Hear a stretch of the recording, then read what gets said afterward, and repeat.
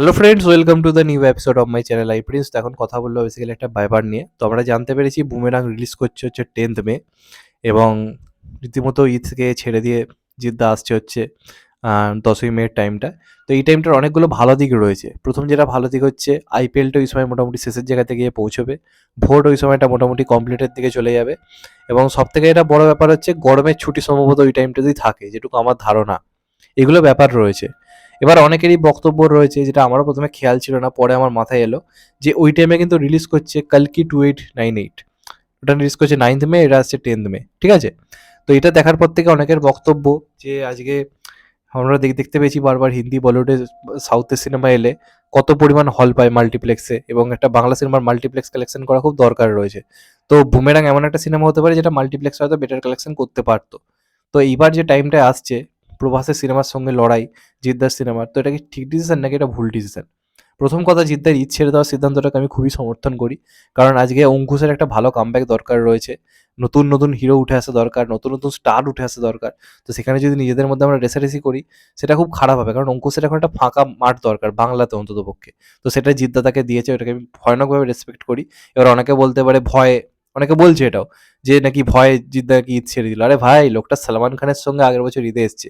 নিজেদের কানে আর চোখে যদি ওটা গুঁজে থাকো, তাহলে দেখতে পাবে না লোকটা আগেরবার ঈদের সালমান খানের সঙ্গে এসেছে, যার সাথে লড়াই করতে না কেউ ভয় পায় ঈদের টাইমে। সেই সময় লোকটা এসছে, আবার বলিউডে গিয়ে লোকটাকে রীতিমতো লড়াই দিয়ে এসছে। বলিউড থেকে ভালো কালেকশন করেছে সালমান খানের সামনে দাঁড়িয়ে। সে ভয় পাবে, সে ভয় পাবে অক্ষয় কুমারকে, সে ভয় পাবে অজয় দেবগনকে, সে ভয় পাবে অঙ্কুশকে। বোকা ড্যাশের মতো কথাবার্তা বলে, সত্যি কথা বলতে গেলে। যাই হোক, তাদেরকে আমার বুঝিয়ে বুঝিয়ে আর লাভ নেই। তাদের মাথায় মানে লেখা আছে, তাদের কিছু বলে আমার লাভ নেই।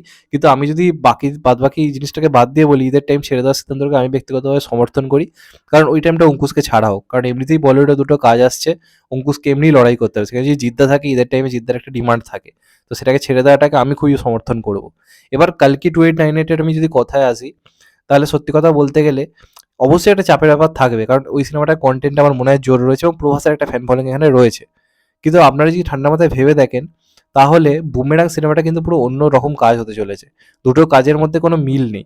আজকে জিদ্দা তখনই ক্লাসে আসতে রাজি হয় যখন জিদ্দা জানে তার কাজে দম রয়েছে, সে জানে যে এই কাজটা কিছু লোক আছে যারা দেখবে। আজকে রাবণের সময় কিসমিসের সঙ্গে জিদ্দা তো ক্লাসে এসেছিল। ওই সময় কিন্তু কিসমিস ধরনের সিনেমার চল বেশি ছিল। মানে ইন্ডাস্ট্রি যেরকম অবস্থা ছিল, তখন লোকে কিসমিসের মতো কাজ দেখছিল, রাবণের মতো কাজকে জাস্ট রিজেক্ট করছিল। সেই সময় দাঁড়িয়ে জিদ্দা তো ক্লাসে এসেছিল, দেবের সঙ্গে ডাইরেক্ট ক্লাসে নেমেছিল, দেব তখন বক্স অফিসে তো এগিয়ে ছিল, ইভেন এখনো আছে। তো জিদ্দা তো পিছিয়ে যায়নি, জিদ্দা ক্লাসে এসেছিল। কারণ সে তো জানে তার কন্টেন্টটা এমনই, একটা নির্দিষ্ট পরিমাণ দর্শক দেখবে। আর চেঙ্গিসের টাইমে তো আমি কথা বাদ দিচ্ছি, চেঙ্গিসের সময় তো জিদ্দা পুরো ভয়ানকভাবে মাঠে নেমেছিল, আর ক্লাস ভয়ানকভাবে বাংলাতে জিতেওছে। কিসিকে ভাই কিসিকে জানার থেকে জিদ্দার কালেকশন বেশি ছিল, সেটা আমরা সবাই জানি। স্বীকার যদিও অনেকে মানে করবে না।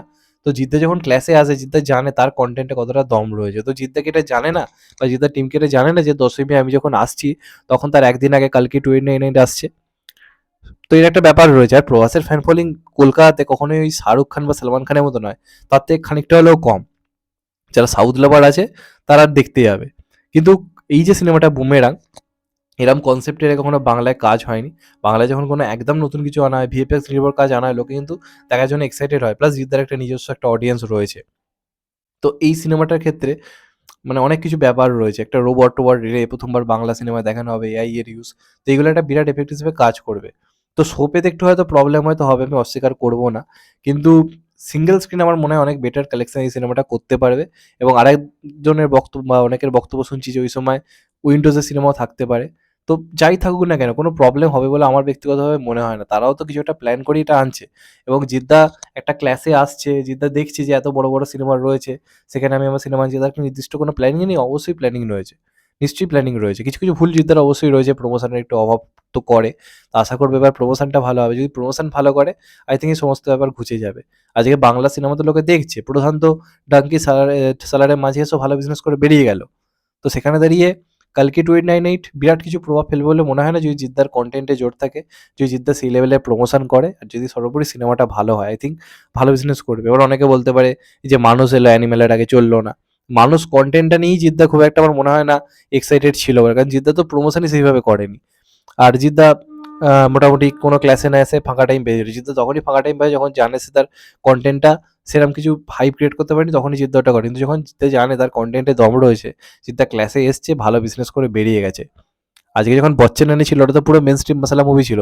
তার সঙ্গে ক্লাসে ছিল এসজিএফ এর সেই সময় সব থেকে বড় সিনেমা যোদ্ধা, বলিউডের সব থেকে বড় সিনেমা ছিল ব্যাং ব্যাং। সেই সব কিছুকে টেক্কা দিয়ে জিদ্দা তো বেরিয়ে গেছিল এটা বচ্চন করে। তো জিদ্দা জানে যখন তার কন্টেন্টে জোর থাকে, জিদ্দা সব ক্লাস ফ্লাস নিয়ে ভাবে না। তো আমার মনে হয় না এই ক্লাসটা খুব একটা কিছু প্রবলেম হবে বলে আগে থেকে নেগেটিভিটি করে সত্যি কথা বলতে গেলে লাভ নেই। ট্রেলার আসুক, টিজার আসুক, তাহলে আমরা আরো বেটার বুঝতে পারবো। আর আরেকটা ব্যাপার কি, কালকে 289 আদৌই মে মাসে আসবে কিনা তাই নিয়ে কিন্তু এখন জলগোলা শুরু হয়েছে। মানে আদৌ আসবে কিনা, ওই সময় রিলিজ করবে কিনা, সেটা নিয়েও কিন্তু যথেষ্ট সন্দেহ রয়েছে। যদি না আসে তাহলে তো বুমেরাঙের রাস্তা একদমই খুলে যাবে, আর তখন উইন্ডোজে সিনেমা থাকলেও খুব একটা কিছু চাপ হবে বলে আমার মনে হয় না। কারণ বুমেরাং নিয়ে জিদ্দা বেশ এক্সাইটেড, আর আশা করবো প্যান ইন্ডিয়া লেভেলেও সিনেমাটাকে সেইভাবে প্রমোট করা হবে। তাহলে আশা করি হিন্দি বাংলা মিলিয়ে একটা বেটার বক্স অফিস হয়তো আসবে। তো দেখা যাক ফাইনালি কি হয়। তোমাদের এটা নিয়ে কি মতামত অবশ্যই কমেন্ট করে জানাও। চ্যানেলটা নতুন হলে চ্যানেলটাকে সাবস্ক্রাইব করে দিও and get the bell icon. ভালো থেকো সবাই, টেক কেয়ার, নমস্কার, আবার দেখা হবে। এখন তো ভাই সবাই ভালো থেকো, সুস্থ থেকো, টেক কেয়ার, নমস্কার, আবার দেখা হবে। এখন তো ভাই সবাই ভালো থেকো।